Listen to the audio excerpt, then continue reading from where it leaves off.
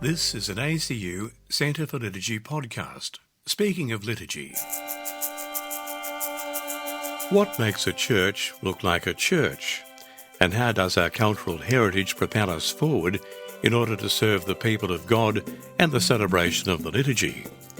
Speaking of liturgy, Father Stephen Hackett, missionary of the Sacred Heart and chair of the National Liturgical Architecture and Art Council, discusses how the rich architectural heritage of the Church contributes to the life and mission of the Church today and into the future, and details some of the recent work of the Council.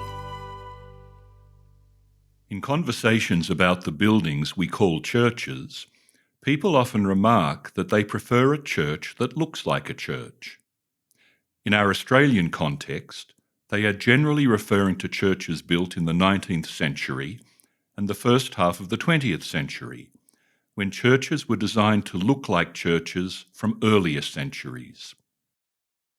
The revival architecture of these churches, often described as neo-Gothic or neo-Byzantine or neoclassical, and so forth, represents an era when Catholics and their architects looked back to times of greater certainty when designing their churches.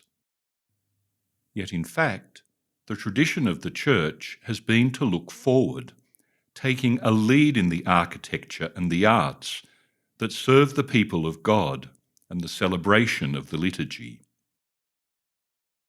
We are, in a sense, quite young, and our history is relatively recent. We need to look beyond Australia's shores to discover the rich heritage of Christian liturgical architecture and art. Of course, Australia is an ancient land. Its first peoples lived here at least 65,000 years ago, and probably as long as 80,000 years ago. Australia's Indigenous legacy prompts us to recall the vast sweep of human history, the abiding presence of the Holy Spirit and the human yearning for God, the unfolding story of salvation which always brings us to Jesus Christ, and the enculturation of the gospel that has given sensory expression to the faith, life, and mission of the Church down through the generations. People have probably always been interested in what has gone before. The past strengthens our sense of identity and orients us as we look to the future.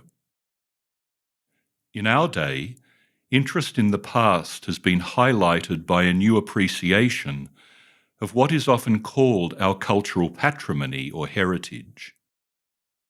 Within the Church, the Vatican II Constitution on the Sacred Liturgy and numerous other pronouncements affirm the treasury of sacred architecture and art that manifest Christian faith and Catholic tradition, highlighting the importance of preserving this patrimony and allowing it to evangelize today.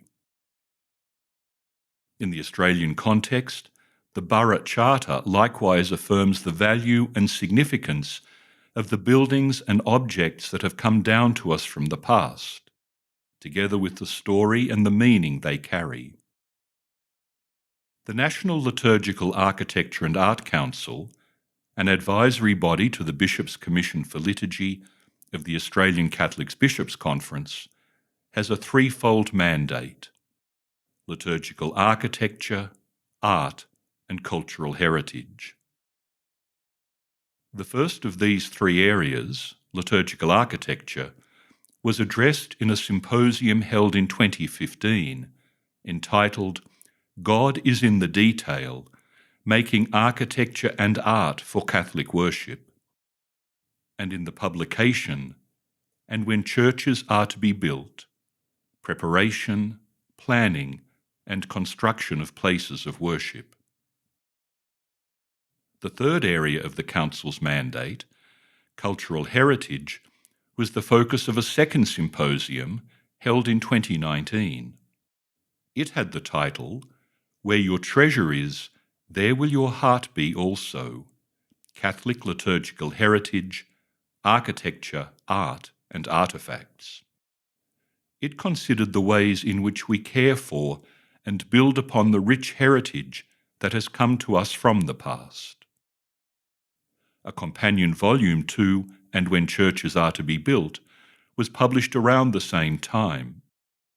Fit for Sacred Use, Stewardship and Renewal of Places of Worship deals with the Church's liturgical cultural heritage, such as church buildings, artworks, and liturgical vessels, books, and vesture.